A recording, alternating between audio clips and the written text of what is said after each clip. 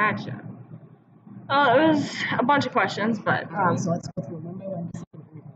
so it's like, how do you deal with the stresses from work? Okay. Yeah. Okay. So stresses with work. I find somebody who I can talk to, but I don't talk to everybody about it because I don't want to have a bad attitude and have it kind of come back at me. It's like an echo, right? So if you have a bad day, then people are like, oh, how's your day? Or it might make them have a bad day, or it might just give me a bad reputation for being a good person. So I compartmentalize it. I have a couple people that I talk to about it, and that's how I vent. I also can't count out, but I used to run, and so I try to exercise, do yoga, and eat well. Yes, yeah, and so yeah, those sorts of things help me a lot. That seems like it's a lot easier too. Also, manage my time better, making sure that I have a running list, prioritize, review that multiple times through the day, and making sure that I block time. Like there's a time that I'm going to read my emails, but I'm not going to go through and clean out all of my email box and get distracted by that. Set a timer. Just like for kids, I set a timer, boom, done, moving on to the next task. Nice. I have had friends and family. Being older, I have quite a bit of life experience, and so my sister-in-law had cancer for 27 years, and she said that she would find a time that she would worry. She wouldn't worry about anything until 5 o'clock. And at 5 o'clock would be her worrying time. If she forgot to worry at 5 o'clock, she'd have to wait until the next day to worry.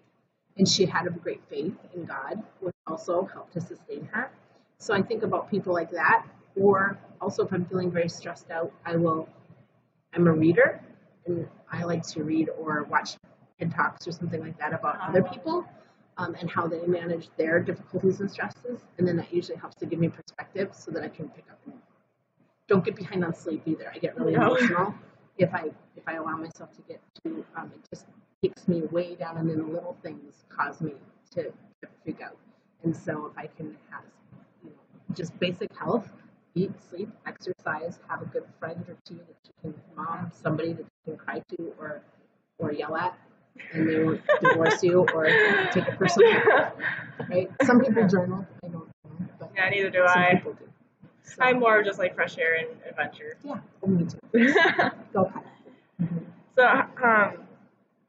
how did you choose this field?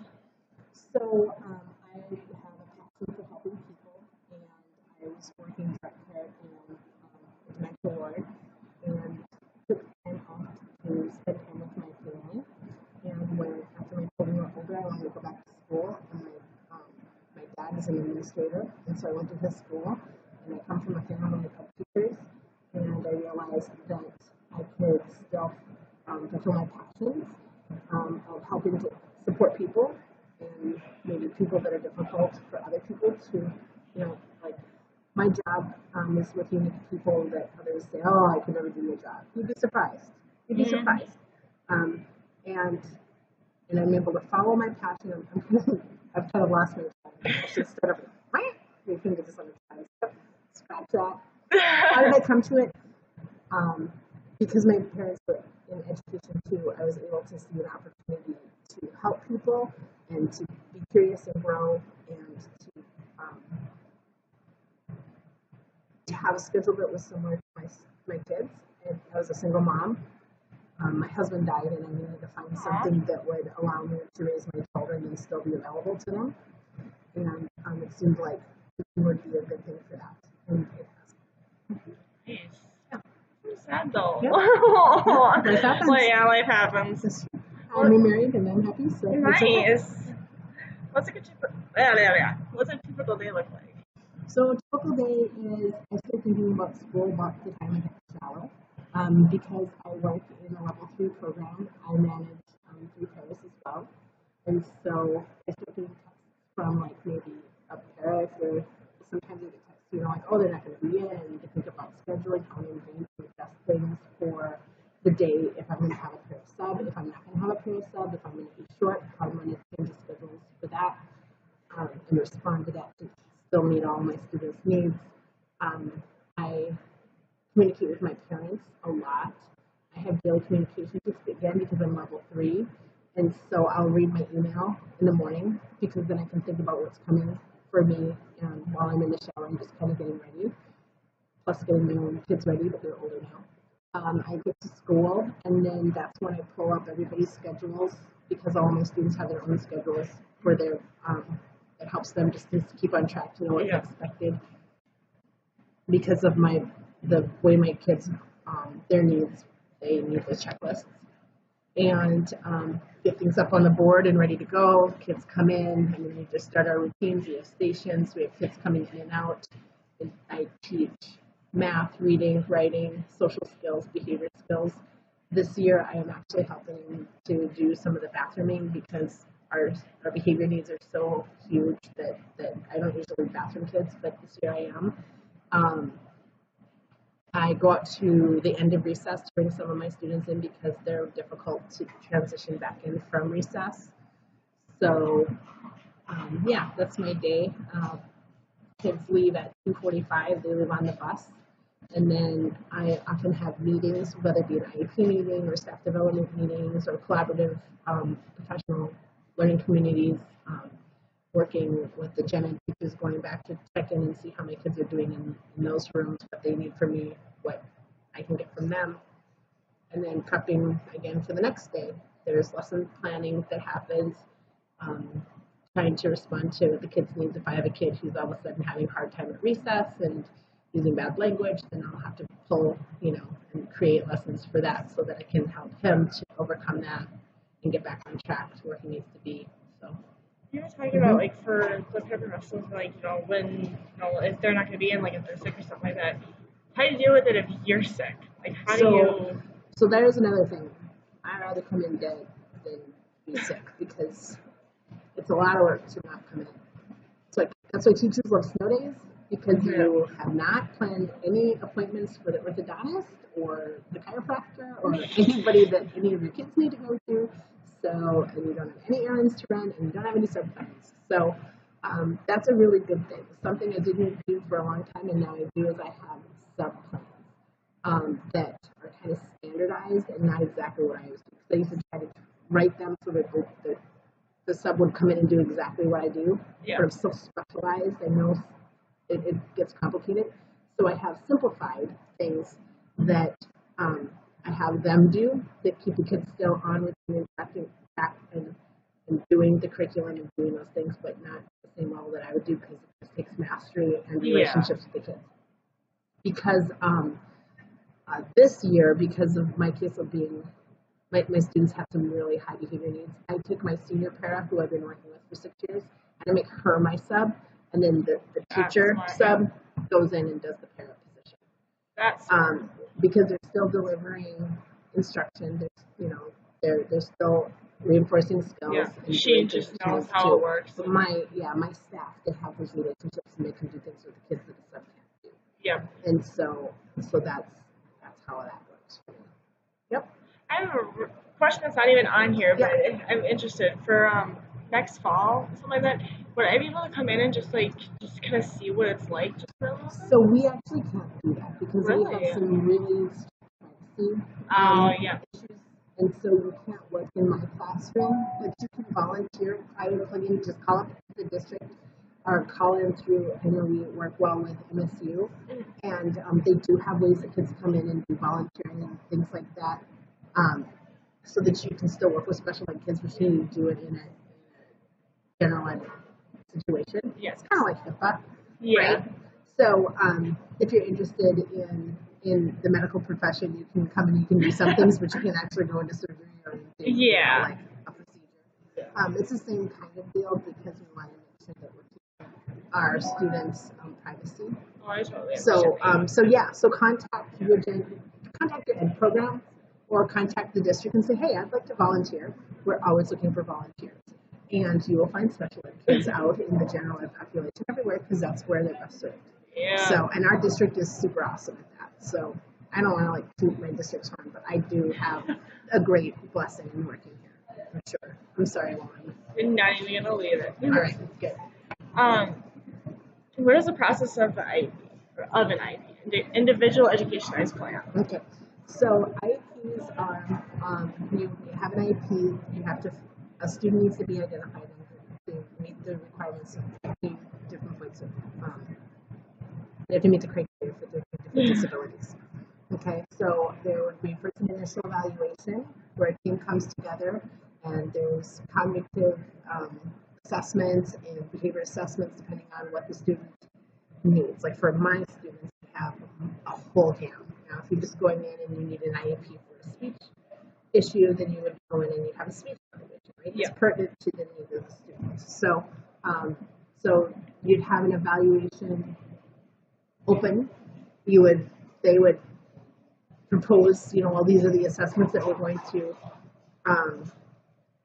try. They send it to the parents. The parents are like, yeah, but you know what? I'd also like you to look into this. Yeah.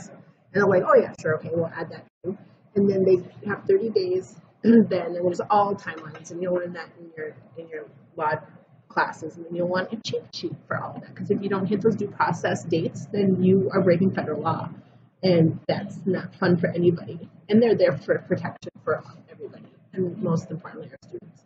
So then you have a certain timeline then to conduct the evaluation, and you come together as a team, and you review the evaluation, and you see what all those assessments, show you what the data is. And then you have either at that point or at a different day, an IEP meeting, where if you determine that a person does have a need, then you'll say, all right, these are the needs that this student has. How are we going to address those needs and help them to have those needs filled so that they can still have the best opportunity to have a successful educational opportunity in the least restrictive environment. That's another big deal that you'll learn a lot about. Because you want to have kids in the least restrictive environment. You don't want to be pulling them out and putting them in little places in your school building that aren't giving them the opportunity that is the same as their peers. And so then you'll have an IEP meeting, and at the IEP meeting you need to have a parent, an administrator, a gen ed teacher, and then a special ed teacher of the specialty of the disability that the student has been identified to qualify under. And then that team will come, and then you can have other people. You can have your sister Joe come in, like the parent's sister. I've had their PCAs, like their personal care attendant for their child, come in the IEP meeting. Like the parents can invite people, the district can invite other people too. 2 weeks before the meeting, you'll send out a team meeting notice to the parents saying these are all the people invited. Is there anybody else that you want or don't want? Then you come together and then you talk about how you're going to meet those needs. You set goals, service minutes. You'll have a plan, measurable objectives, observable and measurable objectives as to steps to meeting that goal within a year. That IEP is reviewed at the progress report time, which is the same as the report cards for the district. And then you have you review and rewrite that IEP every year. And then the evaluations, you have re-evaluations every 3 years. Or you can have them more frequently. If you want to have, a parent wants to have, I'd like to have another IEP meeting, boom, you have another IEP meeting. Because meeting more is never, ever a problem. And kids can work their ways. If they meet all of those goals, or they meet all of their objectives and goals, then you need to write some new goals. Or maybe you need to dismiss them. Maybe they don't need those services anymore. And so being open to that is what the team does, and they look at that. How do you know, when you obviously plan your days out, you have a schedule, things like that, but I guess, how do you know what to plan or like when to plan, things like that? Like, how do you know that you need to teach these things? So are you talking about like actual scheduling or what my kids need? The actual like scheduling one. Okay, because those are two different questions. So for me, I would start with what my students need. So for example, I'd start by beginning of the year. Well, I already know because I get the kids. Yeah. I have the same kids for a couple of years anymore. But Yeah. So if I were a brand new teacher walking in, I would open up all those little IEPs and I'd look at those service minutes. And it would say, oh, look at Jane needs 3 days a week. She needs 5, minutes of social skills, and she needs 20, indirect, and then 20 minutes of direct social skills, and she needs 120 minutes every day for reading, and she needs, so all of those are in the service minutes of the IEP. So I need to look at that, and then I need to look at the data. You won't only look at the progress report, which will say, oh, they can do this, but you actually look at the rest of the data. Their DIBELS data. I'm talking teacher talk. All of the reading and current levels that they have coming in from the last year. And then when they come in, the first couple of weeks of school, that's all anybody does. All the gen ed teachers, you work with the gen ed teachers to make sure you get where are they, what are their present levels, what are they doing, where do they need to be, what kind of interventions. You go through the curriculum. Like I have different curriculums that I use. I go through those to place them to see where they are. I'm assuming this is like the beginning, like kind of right before school starts. No, you do it because kids aren't there. So you have to have them. Like some of it is before school. Yeah, you have a couple of them for those service minutes. Like I know I'm going to be giving them this time, but what exactly am I going to be teaching? That you coordinate with the gen ed teacher. Like what are they doing in their gen ed classroom? Is that kid in there for a whole group? It depends on. It's a lot of work. That's why you go through student teaching because it depends on your kid, your caseload. Yeah. So if they're in there for a whole group, and then where are their holes, and then what are their goals, and then what is their current level, and then who else is at that level, so that, because for me, I'm at a level 3, so I'm going to have groups of 1, if I'm like a student with less behavior, all the way from 1 to groups of 6, and who am I going to group together, how do I pull them to keep them in their classes where they need to be, but still pull them out. Scheduling is a nightmare. And that is something that people are constantly looking to work at and improve. So I have to wait. I have to consider the adaptive FIED's schedules. I take the gen ed schedules and when do they have their FIEDs, when do they have their art, and I plug them all into this big spreadsheet. That's kind of what I already do right now. Like I use my own info or whatever and just kind of plan that out. And it's already a nightmare for me, but it's like I need it to be able to see it all. Yeah, and then who do I have to have? Because I mean, it's in your mind, but it's like when you see it actually on the thing, it's just like. Oh, it won't be. You will have to write it down. I used to work when I first started. It was me and another teacher. I'm sorry, my phone's going crazy. It's old and it's slow. I think we have a group chat on my kids right now about who's picking up, just so you're from track. I hope they have understood. I used to work with 2 teachers, and we had 11 paras, and we had 23 kids in 2 different classrooms. So we had a big giant board that helped with that. But your first year, you'll want to have somebody to help guide you through that, and everybody has to do it, whether you're a gen ed teacher or a special ed teacher, and then you change it a lot. Because every 6 weeks at my school, we go through everybody's data, and we shuffle groups. Now we don't shuffle like full big on like, okay, small group reading is going to be the same time for the whole year. That's nice. But how you're doing your interventions as a special ed teacher and how that pumps in, when are you going to be in the 2nd grade classroom, when are you going to be out and working out of your room because you have a 2nd and 3rd grader together, those kinds of things, that will come with practice. It sounds like pain, but it sounds like a lot of fun too. You just it's a big puzzle. It's a big puzzle. And I love puzzles. And then you have your pairs that you need to put in, and you need to consider their strengths and weaknesses, and you need to, Yeah. So yeah. And you don't think about that when you think about, I'm going to go do arts and crafts with kids. Well, then you want to be a para. Because a lot of the teaching part is the paperwork and is the scheduling and is the management of staff. I don't have a lot of management training specifically, but you're going to have to learn it and find it and seek it out. Because you work with paras, I don't do evaluation reports, but every year I have to do a feedback form. I have to do a feedback form. Maybe even do like a credit or 2 of like a management class just to kind of help get your bearings. Yes, I would recommend that. What's the most difficult part of your job?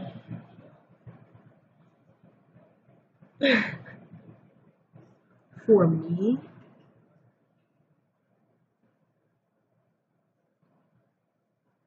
most difficult part of my job is trying to make sure that I am able to it would probably be a combination of time management, the scheduling piece for myself as well as for my whole team, and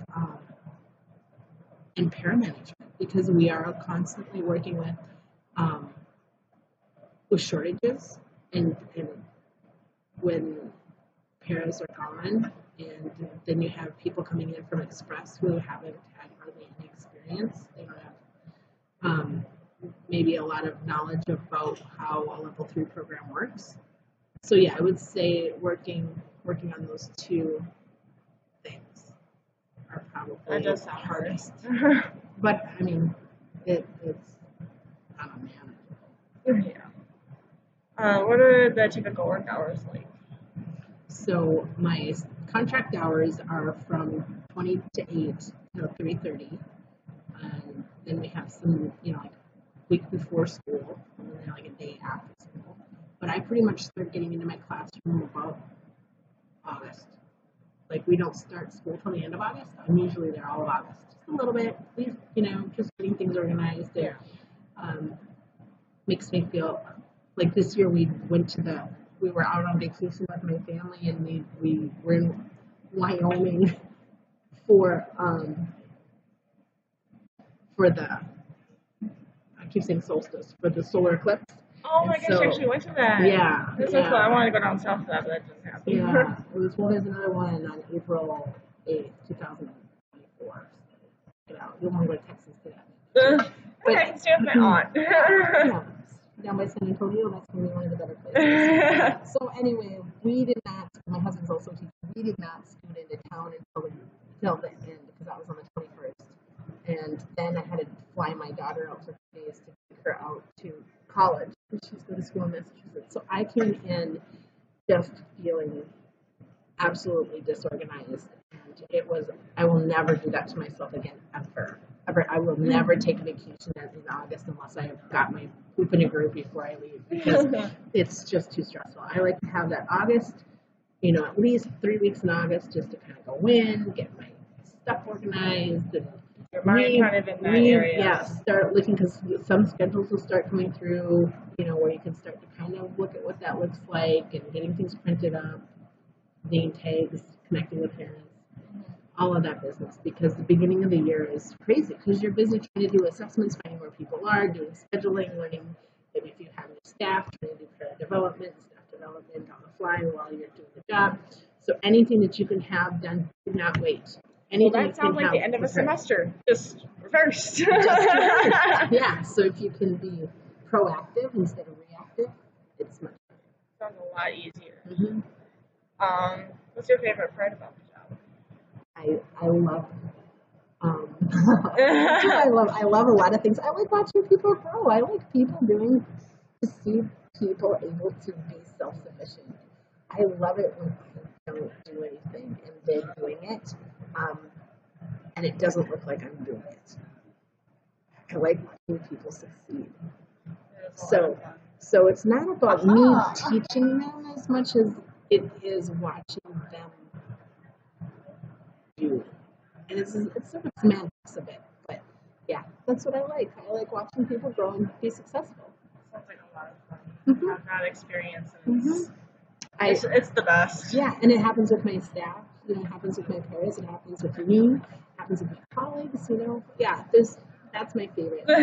Watching my little kids. Today, one of my students is having big struggles because of her disabilities and because of med changes, and having some really volatile emotional outbursts.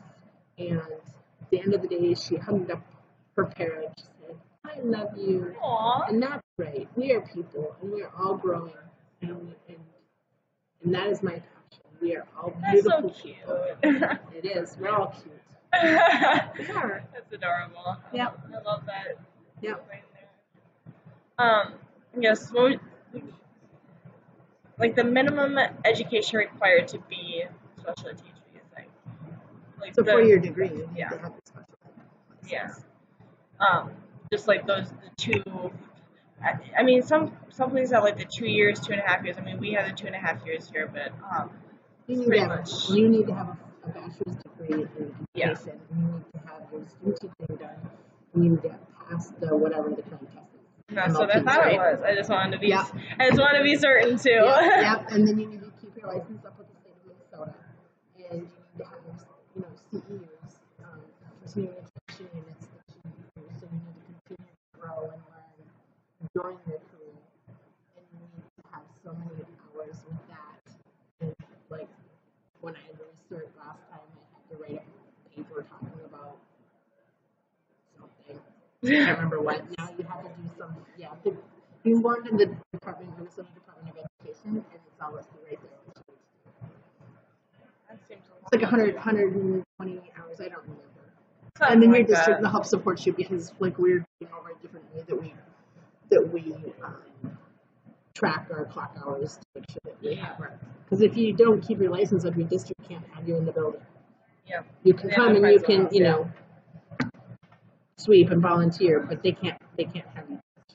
Yeah, that would really suck. Yeah. And it's every how many years? It's 5 years, I think. That's not bad.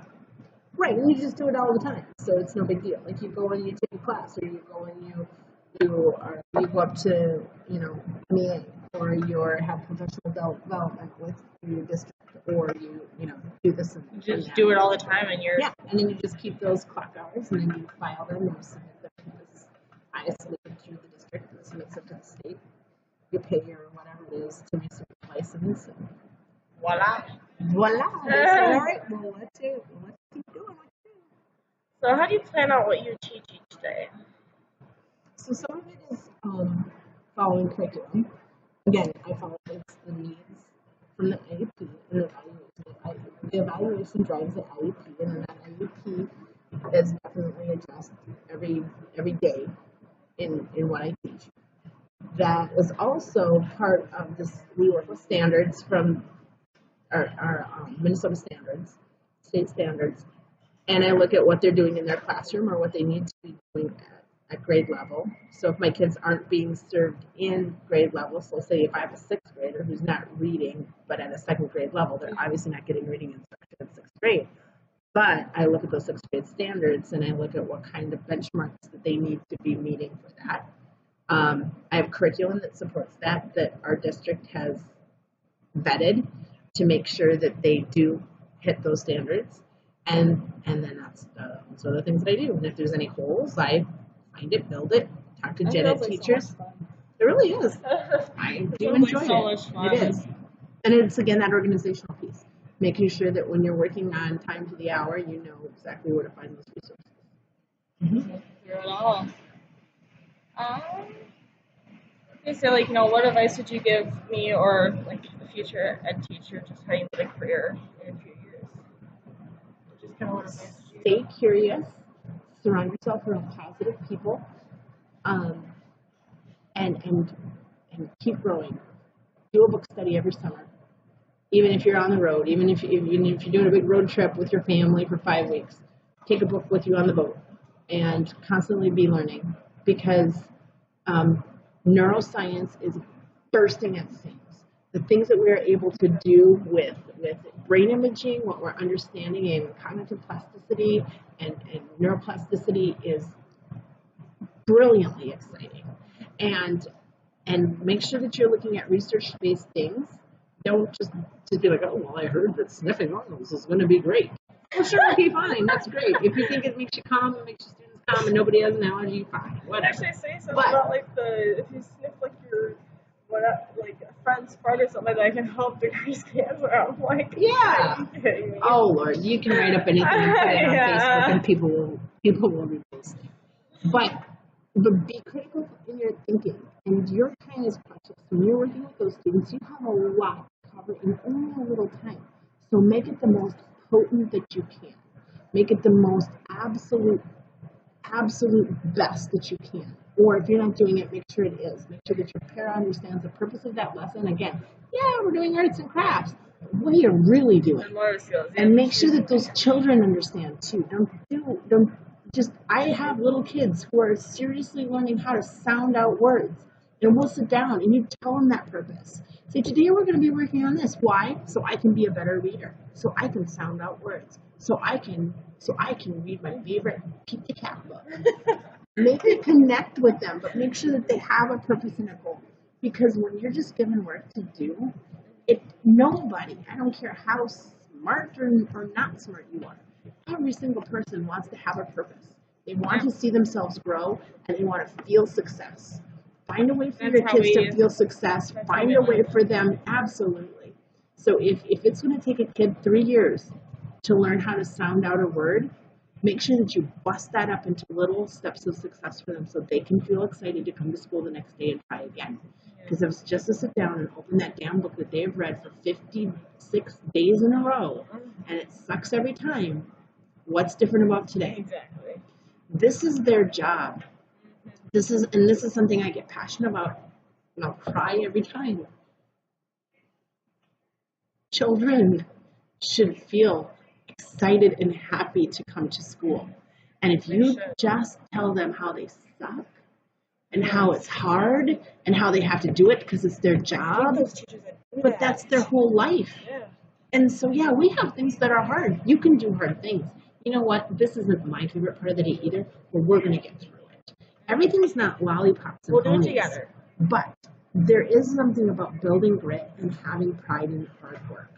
And if we can help institute that into every single kid, and I don't care about their abilities, even kids who can't talk, who are in wheelchairs or hitting buzzers, they should feel excited to come to school, see somebody who loves them, and know that they can do hard things and grow. That's what it is. I am passionate about that. I can tell you are. I am. I am. It's awesome All because people can learn. you know, I've heard so many things about, you know, like the bachelors out there and that they do these things, and it's just like, how can you do this? Like, how can you look a kid in the face and do this to them? It's like, I really want to pick your brain going, what the heck is wrong with you? They're like, probably frustrated by something else. And that's not how you're going to change them or help them grow either. No. But you can say, did you know that they could do this? You could just always be that happy person. You're not necessarily happy. I'm definitely not. But that positive person. That person who's I'm always seeing the that way. opportunity to grow. And if you can be taken seriously with that, people will want to be around you and they will want to emulate you. And That's me all the time. And if you aren't that person every day, it's okay. But try to find somebody who is like that often as well. Because then you can help. They can help to bolster you when you're feeling a little defeated. Because you're like, you know, it's like, as all of us know, like, you know, teachers obviously don't make the best salary, but like, is there something at large to where maybe I might need a second job, or would I be able to, you know, feel pretty secure? That is such a personal question, maybe. I chose to stay at home for 10 years and you lived on almost nothing. I regret not one day of it. So it depends on what the value of money is. Definitely.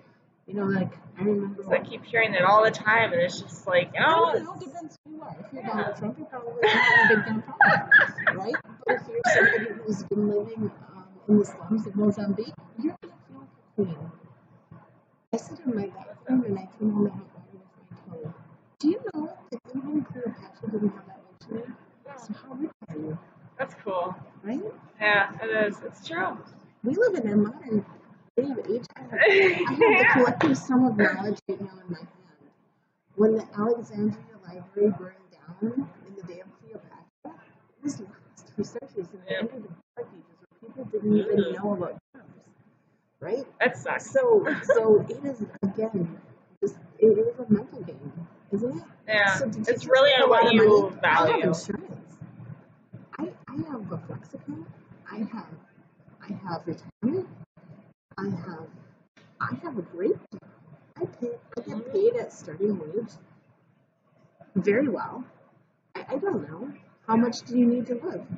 I can live on a lot of little things. Definitely. My car runs. Yeah. I can afford to as fix long it as when you I can need do to. these minimum things, like, who really cares about it too? Like, it's, I no, went on even 6 week even vacation. as like, I've been to both coasts. I just sent my kid off to Massachusetts. It's all about chunking your time and chunking your money. You make fine money. We don't live the richest. We're not the richest people, you know. But we definitely have a good job that is that can be quite amazing. I don't know. Like I said, I can afford We to go can out and I teach can afford brain, to play. preach your brain surgeons. Yeah, absolutely. I don't know. I have friends that are doctors and lawyers. I have friends that are incredibly happy. It seems like they have a good life too. I don't know. Money's not important for me, so that's a hard question. It is a hard question, but I mean, it is just based on like just what you value. You know, it's just like, you know, is it a job that, like, you know, you really like, is it enough to where you care about it, you don't care about it? And I obviously know that you care about it, and you're just like, I love my job, I don't care about that, and that is amazing. And that's Well, you that's where also I'm going have to be after careful too. about talking about teachers' wages when you're in school because you're sitting across the table at a lounge with people who are making $11,000 a year without any benefits, who are side by side in the trenches with you doing a lot of the work that you do.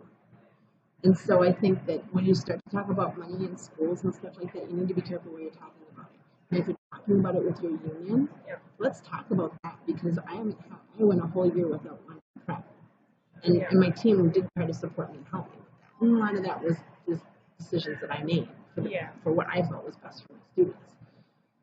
But again, I would encourage anybody getting into education to be alert and aware and politically involved because this will not be the world that we live in if our unions go. And it's about to change, Nicole, because right now, before the Supreme Court is a case that's going to make it where you can opt out of your union payments. And if we have a collective group of young educators that are coming in that don't understand the value of your union and don't opt to pay in for your union, which is expensive, like I don't know, $800 a year I pay for my union, worth every minute, every dime of that money. Because if you look down what's happening in Oklahoma, and if you look over across the border at Wisconsin, watch them for the next couple few years because they don't have their unions going on much right now either. And things will change if you don't have the power of that union. And also, the same thing with politics. Teachers cannot afford to be pacifists because what happens federally affects us. And because we live in Minnesota, we're a little isolated because we have really high standards across the board for everything. It's a great place to have a child care teacher is in Minnesota. But it's not the case everywhere. And with people that are going to try to change SPED law right now, that's what's going on with Betsy DeVos. Plug into some of that stuff. It's serious, and we need to be engaged, aware citizens. Also what we've been learning too. Crazy. And it's important. And you vote. You're 18. You can vote. Get yourself educated on those, and go down and vote for every little thing. Because the world is changing and everything can happen. We went from the age of enlightenment to the dark ages. Yep. So, all of these things can happen and it will happen again. It's just, you want it to happen to you now. Nothing is impossible. Yeah. So we can go up or we can go down. I choose to go up. That's what I think. All right. I'm still not any quicker with this. Right? What's the interview process entail and how do you prepare for it? So for me, I was, so my life plan was a little bit unique. So I was widowed and went back to school to finish my degree, and my kids were young. And so my plan was not to go find a job right away. I came in, I did my student teaching in Mankato here, and then I was not going to get a job. I was going to continue and get my master's, and then go back to my hometown and try to apply. But I fell into a really awesome position where I liked my cooperating teacher, and she had an opening for a partner. I loved her team. She had 11 paras, and they were blooming awesome. And I thought, I loved the SPED department at the school I was at. I loved the administration, and she's like, just apply. And I'm like, oh, okay. So I only applied for that one job, and I knew the job because I had just done the student teaching. And so I could talk about students' needs. I could talk about things very specifically and clearly, and they hired me, and it was a really great thing. I kind of fell into. Nice. So I didn't have a lot of. That was my one interview, and I got it. So yeah. But I think why they liked me was because I was positive and forward thinking. I try very hard to grow. I take constructive criticism well, not always very well, but I keep trying to be really open to hearing what people are saying, and to kind of try to keep recreating myself. And I'm a leader. I'm engaged. I want to, at college, I was really active in the CEC, so Council of Exceptional Children. I would look into that. I had started a group trying to find how to collaborate with other programs. That I think really helped. Was there a board of a bunch of people, or was it just It was me and two other gen ed teachers. Like they worked over. I saw them because they worked over at the children's house where my son went to daycare, and so that's kind of how I even knew them. Is that I would just bump into them when I was picking them up, and I'm a talker, and so were they.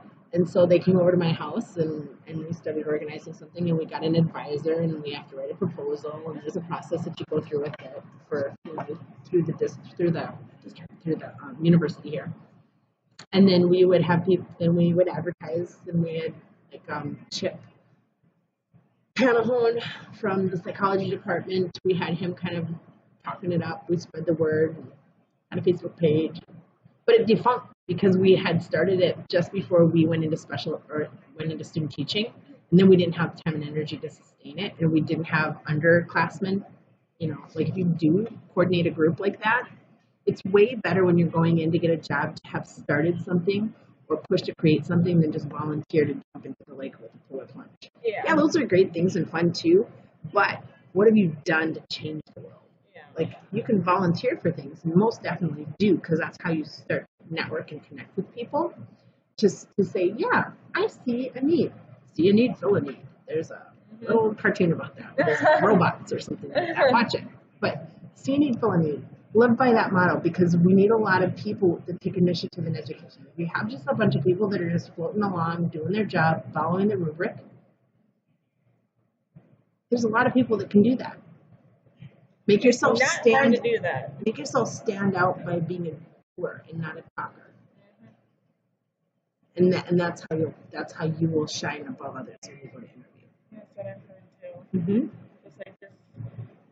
I mean, as my parents told me, it's like, you know what? It's like instead of just doing like the basic stuff, it's like instead of saying shine above the rest. My parents pretty much just say it's like just be yourself. That's all you gotta do. Just be yourself, because you shine. No matter, just because I'm so different than everyone else. It's like, you just gotta be yourself, and I guarantee you'll get noticed. I'm like, sweet. But look for opportunities to be around people you want to be like. Find them and say, wow, and just say it. What can I learn from you? How can I learn that? What did you read? How did you become the person you are? And be specific. I talked to one of my bosses. I said, so I really like how you coached me through that. I need to do similar things in my own life with my kids and things, right? What books can you recommend to me? And just be curious and follow up on it and work with people. I even do that already too sometimes. How do you do this? And it's interesting of what they tell you. Mm-hmm. Oh, the number obviously you already told me, but I guess how often are pairs in your room with the kids? Are they just in the We're level constantly? 3. We're level 3, so they're always in there. We work together. We work together. So I'm working here, and they're working there, and we're working there, and then the timer goes off.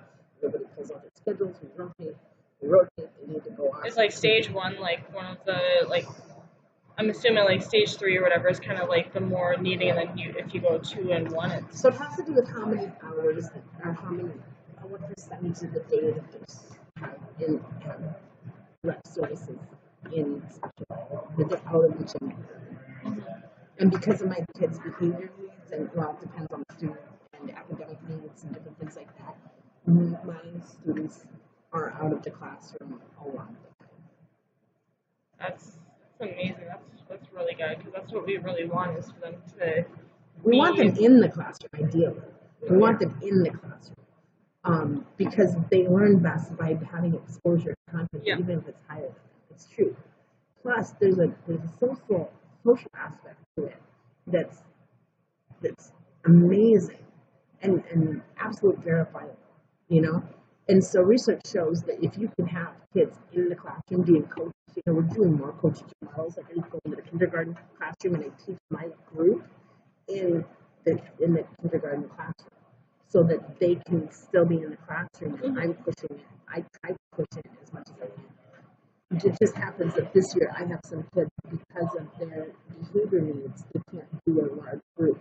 They can't be in an environment like that. I just have kids that will flip tables and not be able to control themselves and self-regulate in a way that makes it safe for them and other students. Yeah. So that's why some of those groups are Yeah. out. Other ones, they just don't. They can't handle the distractedness of the multiple groups going on, and so then they come down. So again, that's part of that the whole schedule is based on the needs of the students. There's been other times when we are out and the parents are out in the classroom almost all the time. This just happens that this year you're talking to me, I have some really high need students. Yeah. So That happens every year. yeah, and you have to just say this is not how my program is. So this is how my program is right now. Yep. Because it's again always based on those student needs. I want that ice cream. I'm gonna go get it. I'm gonna go get ice cream. This is why I'm dating my date. That's right. Okay. Just a little ADD moment. It's okay. And actually, that was the last question that I had. Super. Well, I think I'm answering you pretty well. If you have any other questions, you have my contact information. Yep. And anything you